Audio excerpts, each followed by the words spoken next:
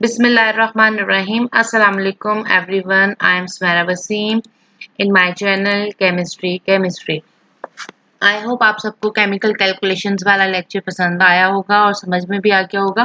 Chemical calculations में हमने दो फार्मूला पढ़े थे, मोलर मास कैलकुलेशंस देखी थी और मोल पार्टिकल कैलकुलेशंस देखी थी। मोलर मास कैलकुलेशन में हमने फार्मूला पढ़ा था number of moles of a substance is equal to known mass of a substance divided by molar mass. यानी आप किसी भी सब्सटेंस के मोल्स कैलकुलेट कर सकते हैं अगर आपको नोन मास दिया गया हो किसी भी सब्सटेंस का, यानी गिवन मास दिया गया होगा वो 10, 20, 15, 5 जितने मर्जी ग्राम हो, और मोलर मास आप उसके फार्मूला की मदद से निकालोगे। तो इन दोनों को डिवाइड करके आप नंबर ऑफ मोल्स निकाल सकते हैं। दूसरा फार्मूला हमारे पास था नंबर ऑफ मोल्स। हम फाइंड कर सकते हैं कि अगर हमें उनके पार्टिकल्स, एटम, मॉलिक्यूल्स या फार्मूला यूनिट की तादाद दी गई होगी, हम उसे डिवाइड करेंगे एवोगाड्रोस नंबर से, जो कि 6.022 इंटू 10⁻23 है। इन दोनों को आपस में डिवाइड करके आप नंबर ऑफ मोल्स निकाल सकते हैं। अब ये दो फार्मूला आपके सामने है। अगर हम इसका left hand side is equal to left hand side करें और right hand side is equal to right hand side करें तो हमारे पास एक नया फार्मूला बन जाता है, जो कि ये है, यानी number of moles is equal to number of moles. तो दोनों की वैल्यूज जब आप पुट करोगे तो that is known mass of a substance divided by molar mass of a substance is equal to given number of a particle divided by Avogadro's number. अब इसमें आप वैल्यूज अगर देखें तो मोलर मास आप फॉर्मूला की मदद से निकालते हो, एवोगाड्रोस नंबर आपको कांस्टेंट फिगर है पता होती है। दो वैल्यूज हैं जो आपको नहीं मालूम, पार्टिकल्स यानी कितनी तादाद है एटम, मॉलिक्यूल्स या फार्मूला यूनिट की, या उनका मास। तो अगर आपको पार्टिकल्स की तादाद दे दी गई है तो आप मास निकाल सकते हो, अगर आपको मास दे दिया गया है तो आप उनमें फाइंड कर सकते हो कि कितने पार्टिकल्स मौजूद हैं। तो इस फॉर्मूले की मदद से आप इन दोनों का आपस में रिलेशनशिप भी देख सकते हो, मास और पार्टिकल्स का। तो अभी हम न्यूमेरिकल नंबर 1 पर आ जाते हैं। न्यूमेरिकल नंबर 1 में अगर आप देखें तो हमारे पास क्वेश्चन है, if you need 5 mole of sulphuric acid for a reaction. अगर आप एक रिएक्शन में यूज कर रहे हैं 5 मोल्स ऑफ सल्फ्यूरिक एसिड, तो कैसे उसे वे आउट करेंगे, कितने ग्राम्स लेंगे हम उसका। तो हम क्या करेंगे, हमें पता है फॉर्मूला क्या हम यूज करेंगे, number of moles is equal to mass of a substance divided by molar mass. अब ये है, इसमें हमें मोल्स की तादाद दी गई है, मोलर मास हम सल्फ्यूरिक एसिड का फाइंड करेंगे, मास ऑफ अ सब्सटेंस हमने फाइंड आउट करना है। अब ये इसको आगे हम लेके चलते हैं। नंबर ऑफ मोल्स हमारे पास कितने हैं, नंबर ऑफ मोल्स हमारे पास हैं 5 number of moles sulphuric acid के हमारे पास मौजूद हैं।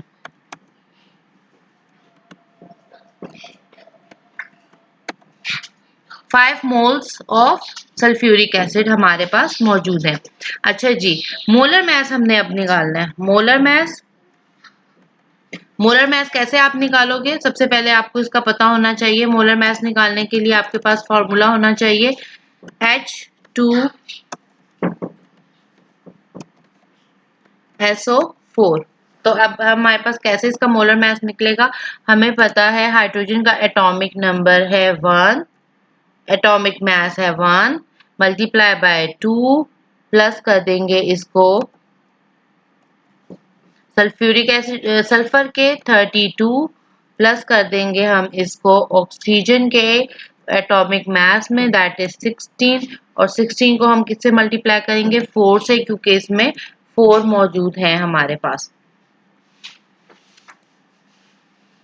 अब यहाँ पर आप देखो कि हमारे पास क्या आ रहा है, 2 1 ज़ा 2 प्लस 32 सल्फर का, प्लस 16 को हमने किससे मल्टीप्लाई किया, 16 को हमने मल्टीप्लाई किया 4 से, तो ये हो जाएगा हमारे पास 64।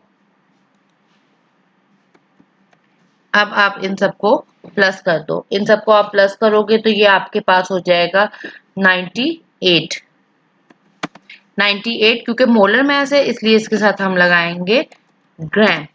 ये आपके पास मोलर मास आ गया। अब आप ये देखो कि आपके पास नंबर ऑफ मोल्स भी हैं 5, number of moles of sulphuric acid, molar mass भी आ गया जो कि कितना है 98, और तीसरी सब्सटेंस चीज है जो कि है मास ऑफ अ सब्सटेंस, जो हम फाइंड करेंगे। अब हम इसको यहाँ पर फॉर्मूला लिखेंगे। फॉर्मूला हमारे पास है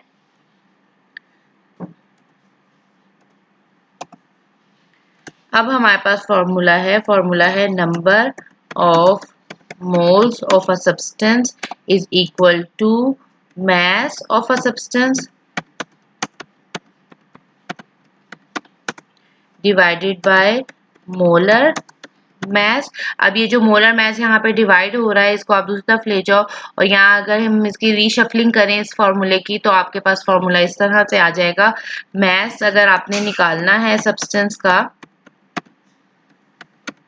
तो ये फॉर्मूला बन जाएगा हमारे पास नंबर ऑफ मोल्स को आप मल्टीप्लाई कर दोगे number of moles multiply by molar mass. Values put कर दो आप इनकी, यहाँ पर वैल्यूज आप पुट करोगे तो आपके पास क्या आ जाएंगी वैल्यूज।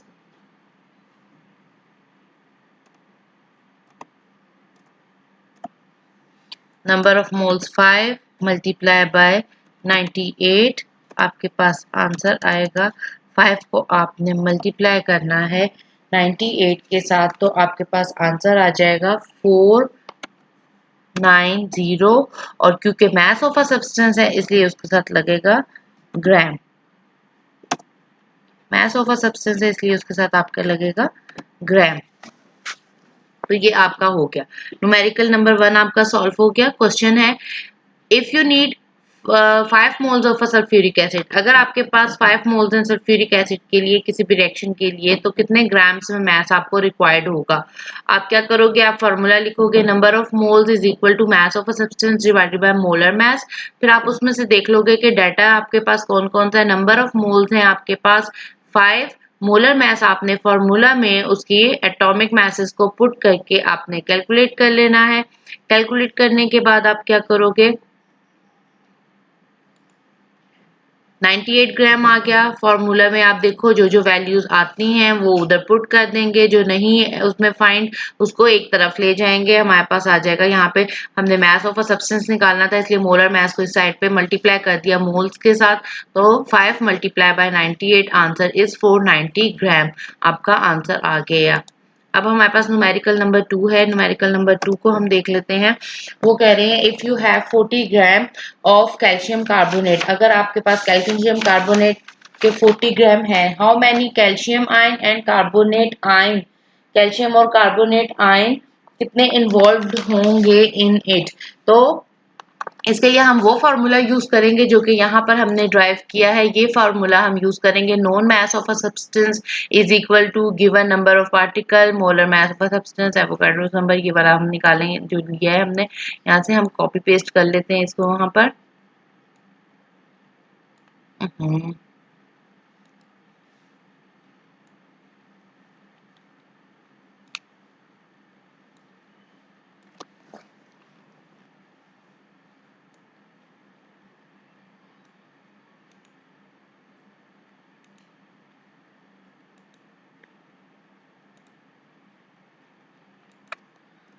ये फॉर्मूला हमारे पास यहाँ पर आ गया। known mass of a substance is equal to divided by molar mass of a substance is equal to given number of particle divided by Avogadro's number। ये वाला फॉर्मूला हम यहाँ पर इस्तेमाल करेंगे। आप देख लो आपको मास दिया गया है 40 ग्राम, 40 ग्राम ये नॉन मास हमारे पास आ गया। अब उन्होंने कहा है आयंस की तादाद निकालनी है, तो यानी हमने पार्टिकल्स निकालने हैं। एवोगाड्रोस नंबर हमें पता है, मोलर मास हम कैलकुलेट कर लेंगे। यानी अगर हम इसमें से डेटा निकालें तो हमारे पास मास ऑफ सब्सटेंस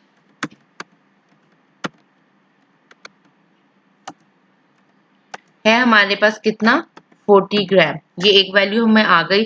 दूसरा हमारे पास है एवोगाड्रोस नंबर,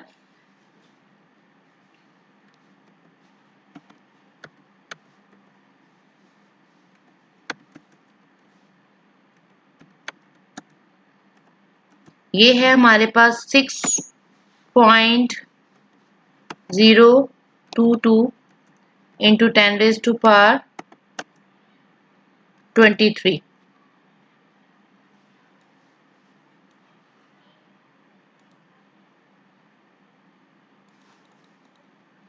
ये एवोगाड्रोस नंबर हमारे पास आ गए। अगर हम देखें अगली फिगर तो हमारे पास आ जाएगा मोलर मास। मोलर मास अब हमें नहीं पता, मोलर मास हम कैसे निकालेंगे? कैल्शियम कार्बोनेट का फार्मूला, कैल्शियम CaCO3, ये कैल्शियम कार्बोनेट का फॉर्मूला है।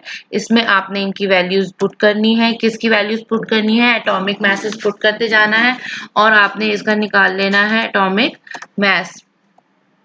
कैल्शियम की हमारे पास एटॉमिक मैस होता है 40, इसको आप प्लस कर दोगे। कार्बन में कार्बन का है 12, क्योंकि एक एक एटम है इसलिए 1 से ही मल्टीप्लाई होंगे। फिर आप इसको करोगे ऑक्सीजन के एटॉमिक मास में प्लस, वो है 16, और क्योंकि 16 ऑक्सीजन के 3 एटम्स हैं इसलिए 3 से मल्टीप्लाई करेंगे। अब आप इन सबको जहाँ पे मल्टीप्लाई हो रहा है मल्टीप्लाई करें, जहाँ पे प्लस हो रहा है आप प्लस करो। 40 प्लस 12 प्लस 16 मल्टीप्लाई बाय 3 आपके पास होता है 48। अब इन सबको आपस में प्लस कर दें तो आपके पास ये तक बन जाएगा 40 प्लस 12 प्लस 48, ये आपके पास आ गया 100। और क्योंकि मोलर मास है इसलिए इसके साथ हम लगाएंगे ग्राम, ये मोलर मास आ गया। यानी अब आपको पास न्यूमेरिकल नंबर 2 में 3 फिगर्स आ गई। मास of a substance 40 gram, Avogadro's number भी आपके पास आ गया और मोलर मास भी आपके पास आ गया। अब आप फॉर्मूला में, ये वाले फॉर्मूला में आप क्या करोगे? वैल्यूज पुट करोगे।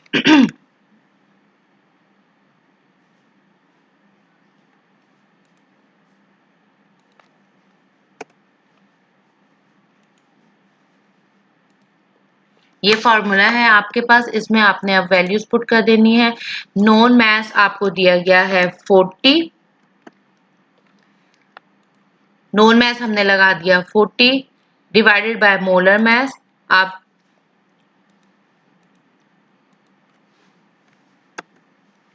डिवाइडेड बाय मोलर मास जो कि कितना आया था? 100 आया था। और एवोगाड्रोस नंबर को जब इस साइड पे शिफ्ट करेंगे तो ये मल्टीप्लाई हो जाएगा। इस फिगर को आप, पूरी फिगर को आप किससे मल्टीप्लाई करोगे? इस फिगर को आप मल्टीप्लाई करोगे एवोगाड्रोस नंबर से, जो कि है 6.022 इंटू 10⁻⁻23। तो आप इससे इसको मल्टीप्लाई कर दो। आप जब 10 को 100 से 40 को 100 से डिवाइड करोगे तो आपके पास आंसर आएगा 0.4। 0.4 को जब आपने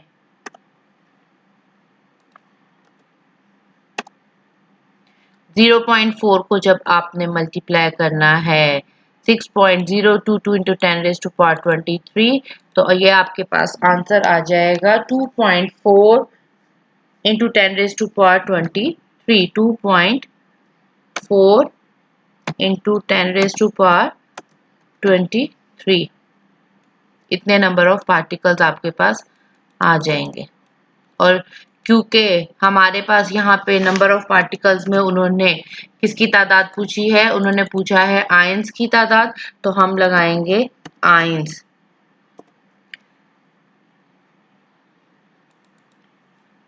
और क्योंकि आयंस में हमारे पास आप देख लें कैल्शियम कार्बोनेट के फार्मूले में CaCO3, कैल्शियम आयन और कार्बोनेट आयन के दरमियान में जो रेशो है दैट रेशो इज इक्वल। अगर हम इस रेशो को देखें कैल्शियम और कार्बोनेट आयन की, तो ये रेशो 1:1 है। इसलिए आप कह सकते हो कि 2.4 इंटू 10⁻23 आयंस कैल्शियम के, 2.4 इंटू 10⁻23 आयंस कार्बोनेट के। तो इक्वल आयंस की तादाद रेशो में आएगा, इसलिए हमें दोबारा कैलकुलेट करने की जरूरत नहीं। दोनों के दरमियान में रेशो जो है वो इक्वल है। अब हम नेक्स्ट में आ जाते हैं। अगला हमारे पास है न्यूमेरिकल नंबर 3। न्यूमेरिकल 3 में if you have 6.02 into 10⁻23 ions of aluminium, how many sulfate ion will be required to prepare aluminium sulfate? आप इस फॉर्मूले की मदद से इसको देखोगे। एल्यूमिनियम सल्फेट के अंदर हमारे पास क्या रेशो है? एल्यूमिनियम सल्फेट में एल्यूमिनियम सल्फेट, हम इसको लिख लेते हैं एक दफा। Aluminium SO4 3। अब आप यहाँ पे देखो एल्यूमिनियम सल्फेट, एल्यूमिनियम के 2 आयन, सल्फेट के 3 आयन्स जो हैं एक दूसरे के साथ मिलते हैं तो ये बनाते हैं एल्यूमिनियम सल्फेट। इनके दरमियान में रेशो अगर निकालें तो ये हमारे पास रेशो हमें फॉर्मूले से ही पता चल रही है 2:3। एल्यूमिनियम के 2 आयन्स, सल्फेट के 3 आयन्स। ये जो नीचे फिगर इनकी लिखी हुई होगी ये वाली फिगर इनकी आयन्स की तादाद को बता रही है। एल्यूमिनियम सल्फेट में 2:3 आयन्स का रेशो होगा तो ये बनाएगा एल्यूमिनियम सल्फेट। तो वो कह रहे हैं if you have 6.02 into 10 raised to power 23 ions of aluminium, how many sulfate ion will be required to prepare aluminium sulfate। तो इस रेशो की मदद से ही हम इसको कैलकुलेट करेंगे। हम इसको कैलकुलेट कैसे करेंगे, हम लिखेंगे 2 aluminium ion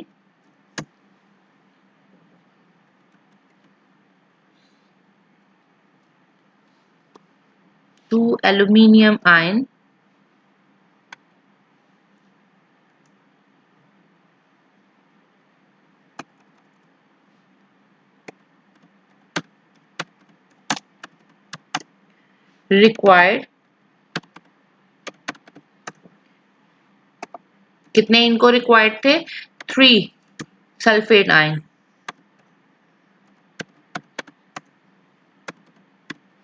2 एल्यूमिनियम आयन को रिक्वायर्ड हुए 3 सल्फेट आयन, तो हम यहाँ पे लिखेंगे 1 एल्यूमिनियम आयन को कितने रिक्वायर्ड होंगे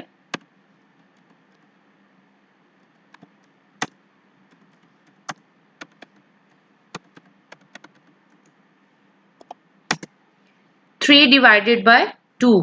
3 को आप डिवाइड कर दोगे 2 से, ये वाला 3 डिवाइडेड बाय 2 से सल्फेट हो जाएंगे सल्फेट आयन।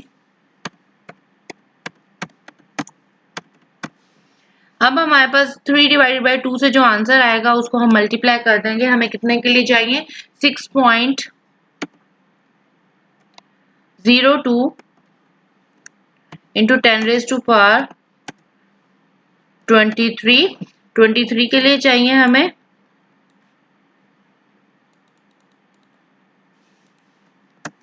एल्यूमिनियम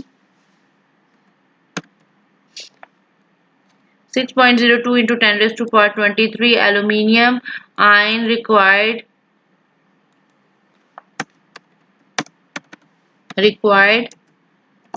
अब 3 डिवाइडेड बाय 2 मल्टीप्लाई बाय, इसका जो आंसर आएगा उसको आप मल्टीप्लाई कर दें 6.02 into 10 raised to power 23 से।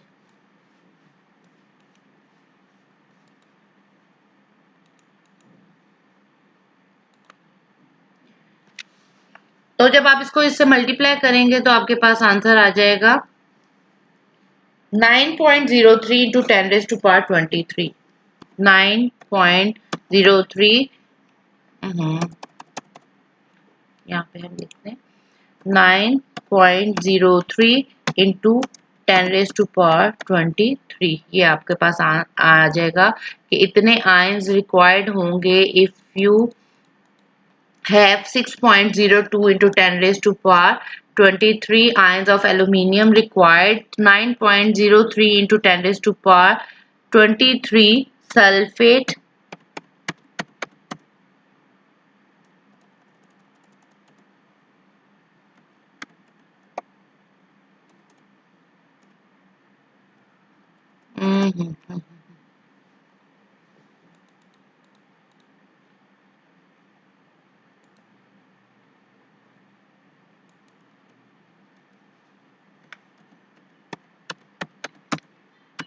आयन, ये आपका आंसर आ जाएगा। इसको एक दफा दोबारा देख लेते हैं। हमारे पास उन्होंने कहा if you have 6.02 into 10 raised to power 23 ions of aluminium how many sulphate ion will be required. तो आप ये देखोगे फॉर्मूले में 2:3 की रेशो है। आप ये देखोगे 2 एल्यूमिनियम को जब 3 सल्फेट आयन चाहिए तो हम पहले देखेंगे कि 1 को कितने चाहिए। 1 को 3 डिवाइडेड बाय 2, जो आंसर आएगा उसको मल्टीप्लाई कर दे 6.02 into 10 raised to power 23 से, तो आपका आंसर आ जाएगा 9.03 into 10 raised to power 23 sulphate ion required होंगे 6.02 into 10 raised to power 23 aluminium ion के लिए। आई होप कि आप सबको समझ में आ गया होगा।